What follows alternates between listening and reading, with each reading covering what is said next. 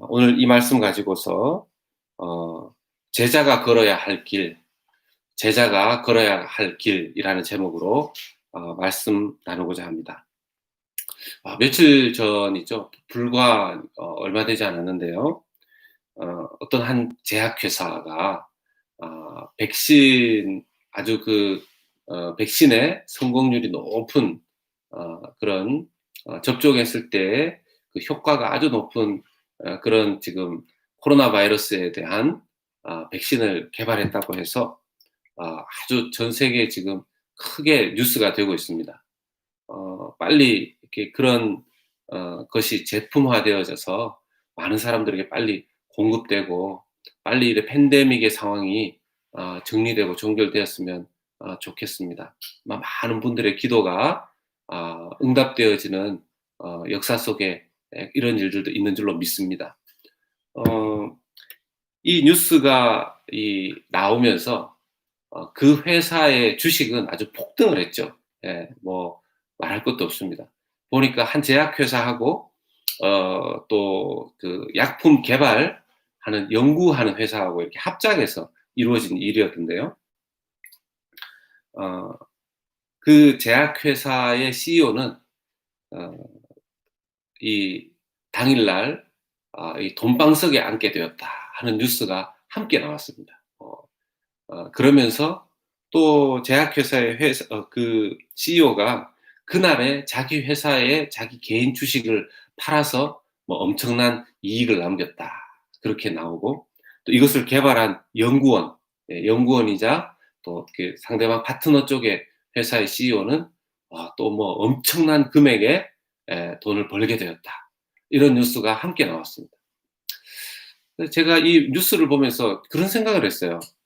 한편으로는 약품이 개발된 것, 너무 기쁘고 좋은 일이고 한데, 사람들의 관심의 또 한편은, 이 사람의 물질적인 성공, 네, 이 사람의 재정적인 성공, 돈을 얼마나 많이 벌게 되었다. 이것이 이렇게 함께 나오게 되는 것을 보면서, 이 세상의 성공 기준이 뭘까? 이 세상의 성공 기준이 뭘까? 그저 단순히 사람을 살리는 그 백신의 개발만의 성공의 기준이 있는 것이 아니고 함께 어우러져서 그 사람이 얼마나 이것으로 인생의 이윤을 남기는가, 돈을 얼마나 많이 벌게 되는가, 여기에 관심이 함께 연결되어 있는 것을 보게 됩니다.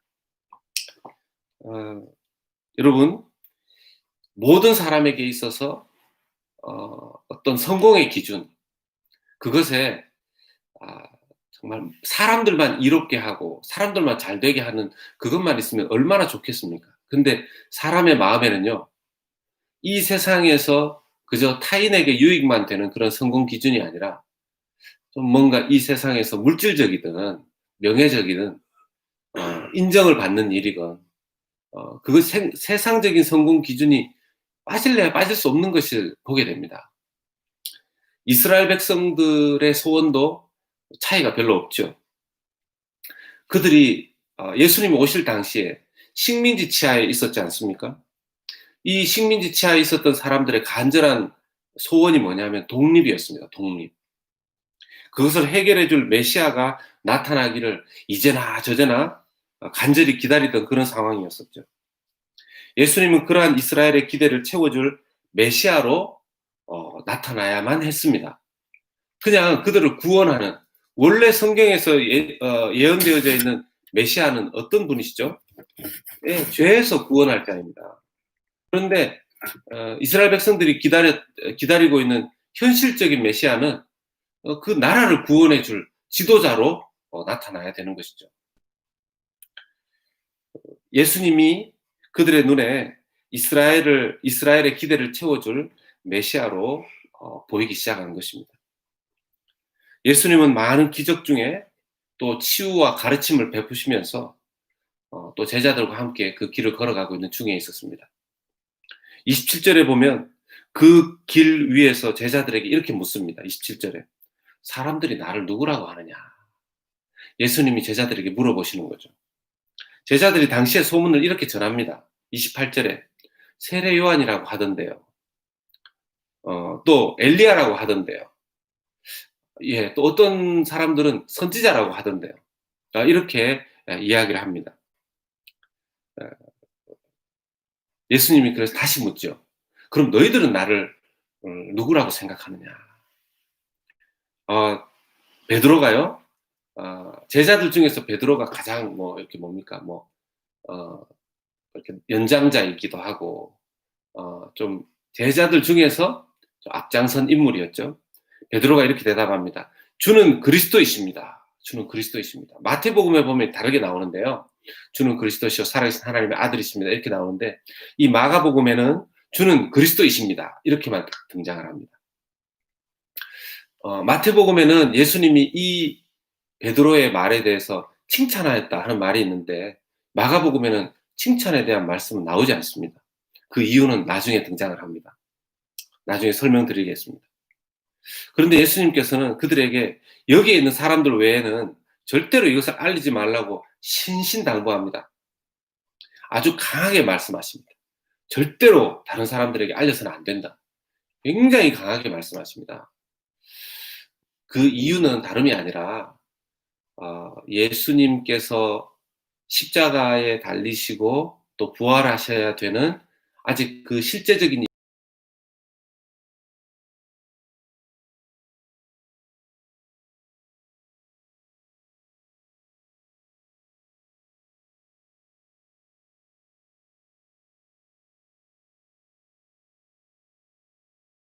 31절에 처음으로 예수님께서 이 마가복음상에 처음으로 메시아가 어떤 고난과 순환을 받아야 되는지를 말씀하십니다. 31절에 이는 제자들을 가르치시며 또 인자가 사람들의 손에 넘겨져 죽임을 당하고 죽은 지 3일 만에 살아나리라는 것을 말씀하셨기 때문이더라. 죄송합니다. 제가 다른 본문을 읽었죠. 어, 죄송합니다. 31절에 인자가 많은 고난을 받고 장로들과 대제사장들과 서기관들에게 버림받아 죽임을 당하고 사흘 만에 살아나야 할 것을 비로소 그들에게 가르치시되. 네, 아까 잘못 읽었는데도 말씀이 어째 비슷합니다. 어, 이게 첫 번째 예수님의 순환에 대한 예언이십니다. 많은 고난받고 장로들과 대제사장들과 서기관들에게 버림받아 죽임을 당하고 사흘 만에 살아나야 한다. 그런데 다시 제자들 중에서 베드로가 예수님께 이렇게 반응합니다. 32절에 굉장히 중요한 말씀이에요. 드러내놓고 이 말씀을 하시니 베드로가 예수를 붙들고 항변하며 베드로가 예수님을 붙들고 항변했습니다. 어떤 내용으로 항변했는가 보면 마태복음 같은 곳에는 주여 그런 일이 있어서는 안 됩니다. 이렇게 내용을 밝히고 있는데요. 여기는 내용이 나오지는 않지만 우리가 충분히 생각할 수 있습니다. 예수님 그런 일이 있어서는 안 됩니다. 그렇게 하셔서는 안 됩니다. 이 이야기를 하는 건데요. 이게 한글 성경에는 베드로가 예수님을 붙들고 항변하며 이 정도로 나옵니다. 근데 영어 성경을 보면 좀 더 뜻이 분명해집니다. Peter took him aside, began to rebuke him 이라고 되어 있습니다.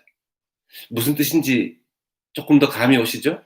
설명하자면 베드로가 예수님을 붙잡고 예수님 그러시면 안 됩니다 하고 책망을 하고 있는 겁니다. 제가 이거 원어의 뜻을 좀 더 찾아봐야 되겠다 싶어서 좀 찾아봤더니만요. 여기에 항변이라고 쓰인 단어는 에페티만이라는 뜻인데요. 단어인데 이 에페티만은 꾸짖고 야단칠 때입니다.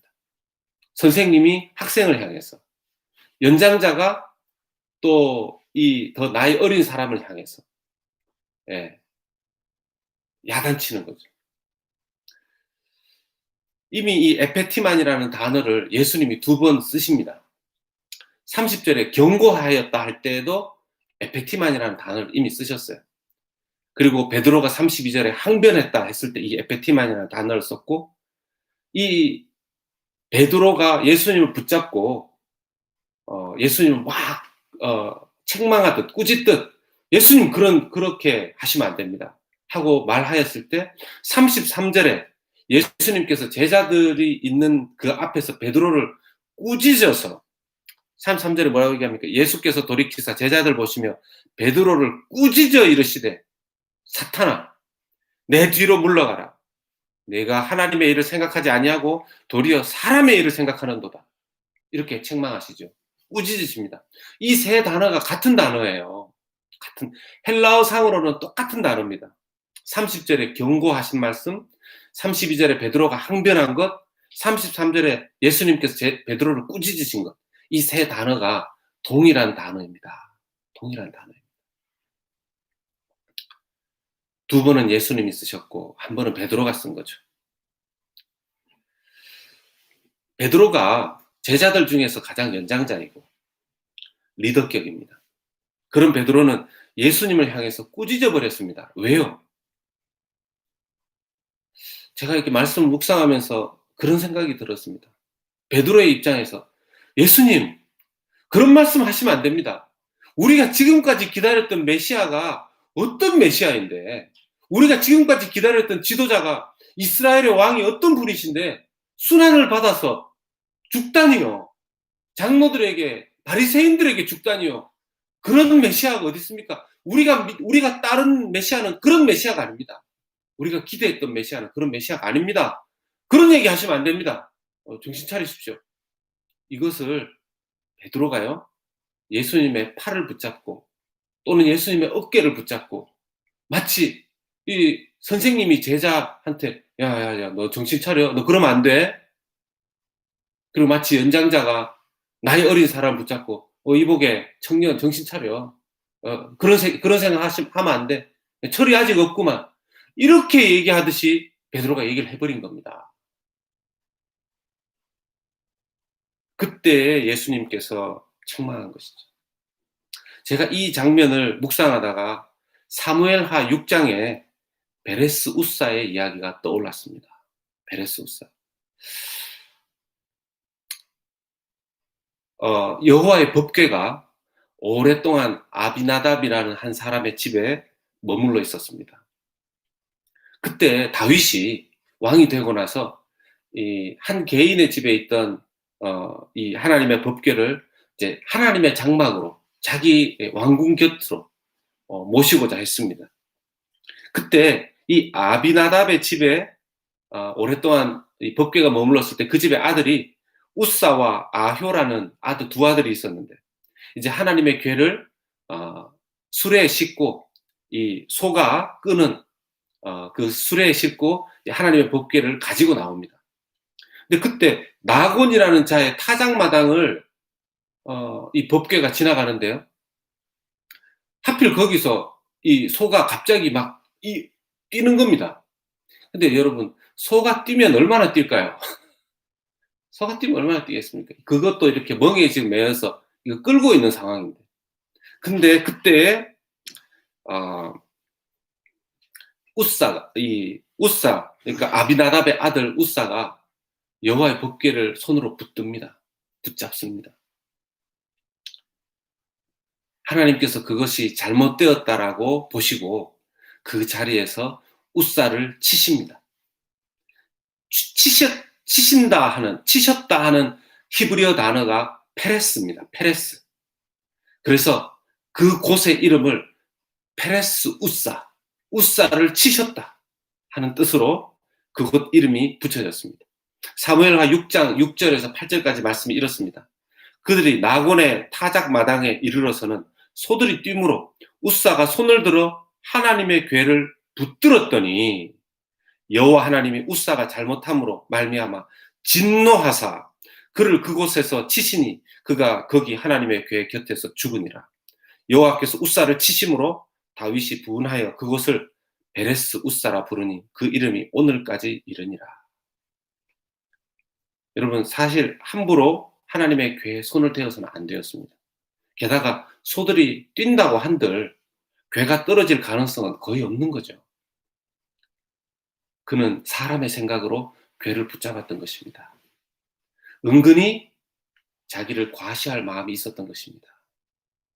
우리 집에 오랫동안 이 하나님의 궤가 있었는데 내가 이 하나님의 교회를 관리해 왔는데. 베드로도 마찬가지입니다. 하필 여기에 쓰인 단어가 그렇죠. 우사도 하나님의 교회를 붙잡았고요.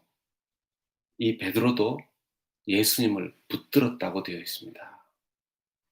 예수님이 호되게 야단치십니다. 33절에 베드로를 꾸짖어 이르시되 사탄아 내 뒤로 물러가라.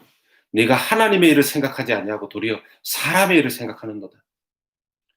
여러분 실제로 사탄이 예수님께서 40일 동안 광야에서 금식하시면서 할 때 어떻게 시험했습니까? 십자가 지지 말고 고난 받지 말고 자신에게 절해서 천하 만국을 얻으라 하고 유혹했지 않습니까?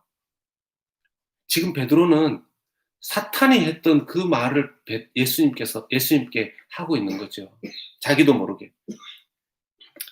그러니 예수님께서 이렇게 야단치시는 겁니다. 제가 베드로의 입장에서 생각해 봤어요. 베드로가 잘못한 거는 뭐 100번 사실이죠. 그런데 베드로가 얼마나 무안했을까. 나이도 많은데 공개적으로. 그런데 저는 여기서 베드로의 위대함을 봅니다. 베드로가 베드로 될 수 있었던, 하나님께서 베드로를 사용했던 그 모습을 봅니다. 예수님의 책망을 듣고 그 다음으로는 말하지 않습니다. 예수님의 책망을 그대로 받아들이는 거죠. 우리도 베드로 같을 때가 얼마나 많은지 모릅니다. 하나님의 팔을 붙잡고 내 방식을 주장하려고 할 때가 얼마나 많습니까? 하나님을 막 가르치려고 해요. 하나님, 이게 일이 이렇게 돌아가면 됩니까? 하나님 한번 생각해 보십시오. 하나님 이렇게 하셔야 되지 않습니까? 이건 아니지 않습니까? 하나님을 막 가르치려고 해요. 얼마나 교만한 우리의 모습이 베드로 버금가는 아니 그 이상의 모습이 우리에게 있지 않습니까? 하나님의 권위를 두려워하지 않습니다. 너무 사랑의 하나님, 사랑의 하나님. 하나님 제 생각은 이렇거든요. 예수님은 이렇게 제자들에게 말씀을 이어가십니다. 34절에 누구든지 나를 따라오려거든 자기를 부인하고 자기 십자가를 지고 나를 따를 것이니라. 자기 중심성을 부인하라는 겁니다. 그리고는 무엇을 지고 예수님을 따르라고요? 자기 십자가를 지고. 여러분 여기에서 많은 사람들이 이런 얘기를 해요. 자기 십자가를 지고. 자기 사명의 십자가를 지고. 성경을 정확하게 보면 이런 뜻으로 봐야 됩니다. 여러분 그때 사람들이 생각하는 십자가는요. 자기 사명 이런 거 아닙니다. 로마가 만든 최고의 법정형 이 바로 십자가형이었습니다. 로마로 하여금 식민지의 모든 사람들이 벌벌벌벌 두려워 떨게 만드는 그 로마의 최고의 권위가 십자가 사형에 나타난 것입니다. 즉 로마에 반대하거나 반역하거나 이런 자들은 십자가형을 내렸는데요. 이 가로막대기, 세로막대기가 있고 가로막대기가 있는데 가로막대기를 메고 이제 자기가 십자가에 못 박혀 죽을 그 언덕까지 끌고 올라가게 되어 있습니다. 자기 십자가를 지고 또는 이제 온전한 십자가 모양을 가지고. 이게 무슨 뜻이냐면요. 로마의 권위에 나는 순종한다. 복종한다. 이런 뜻으로 십자가를 메워버리는 겁니다.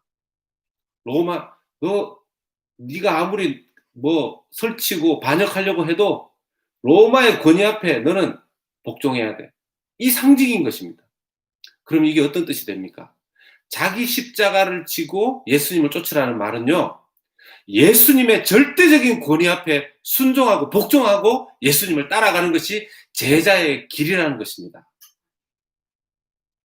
저 어제 이 말씀을 묵상하면서 제게 정말 잔잔한 충격이었어요. 이전에는 그냥 내 사명의 십자가. 그거 메고 내일 내 짐 지고 열심히 하면 된다. 아니에요. 예수님이 내게 사형의 십자가, 절대적인 십자가 메워주면 그거에 대해서 아무 말 하지 않고, 예, 저는 죽었고 제 절대적인 권위는 예수님께 있습니다. 제 마음속에 수없이 많은 하나님을 향한 거역하고 반역하고 하려는 마음이 있지만, 너의 십자가를 지고, 예, 절대적인 하나님의 권위에 그리스도의 그 십자가, 제게 메워주신 그 권위를 메고 제가 따르겠습니다. 그게 제자라는 거예요. 그 길을 가야 온전한 제자라는 거예요.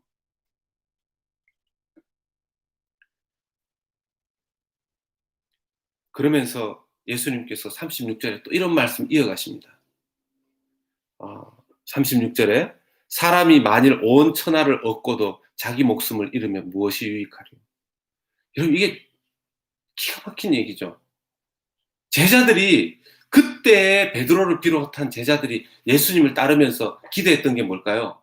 온 천하를 얻기 위한 거였어요. 이 메시아를 따르면 온 천하를 얻을 것이다. 이스라엘을 얻을 것이고, 자기가 나중에 이 나라가 극복되면 자기가 한 자리에 앉을 것이다. 온 천하를, 그 꿈이 막 얼마나 컸겠습니까? 여러분, 이번에 뭐 선거 같은 거 하면 같이 거기에 붙어 있는 사람들, 같이 그 러닝메이트가 되는 사람들 기대하는 게 뭡니까? 내가 서포트하는 그 사람이 대통령이 되면, 내가 서포트하는 그 사람이 주지사가 되면, 상원의원이 되면 자기도 뭔가를 얻을 것이라는 그런 기대감이 있다는 거죠. 예수님은 메시아로서 따라가면 자기들이 온 천하를 얻을 것이라는 그런 기대감이 있었는데, 예수님이 엉뚱한 얘기를 해버리신 거 아닙니까? 여러분, 베드로만 이 말을 했겠습니까? 베드로는 그때 있었던 제자들의 대표격으로 이 얘기를 하고 예수님께 야단 맞은 거죠. 근데 예수님 말씀하십니다. 너희들이 온 천하를 다 얻어도 너의 목숨을 잃으면 무슨 소용이 있느냐. 여러분, 실제로 우리가 온 천하를 다 얻었다고 해보십시다. 죽을 때 그 온 천하 중에서 가지고 갈 수 있는 것이 뭐가 있을까요? 우리의 죽을 때, 아니요, 하나도 가지고 갈 수 있는 게 없습니다. 오직 예수 그리스도와 그 복음만이 우리가 마지막 날에 이 세상을 떠날 때 우리를 붙들고 가게 해주시는 유일한 것이 되는 줄로 믿습니다. 여러분, 오늘 이 예수님께서 이 말씀을 주신 것이 길 위였습니다. 길 위. 저는 생각했어요. 왜 예수님께서 이게 좀 사람들 모아놓고 세미나 하듯이 안 하시고 길 위에서 이런 말씀을 주셨을까? 깨닫기는요, 제자들로 하여금 그 길 위에서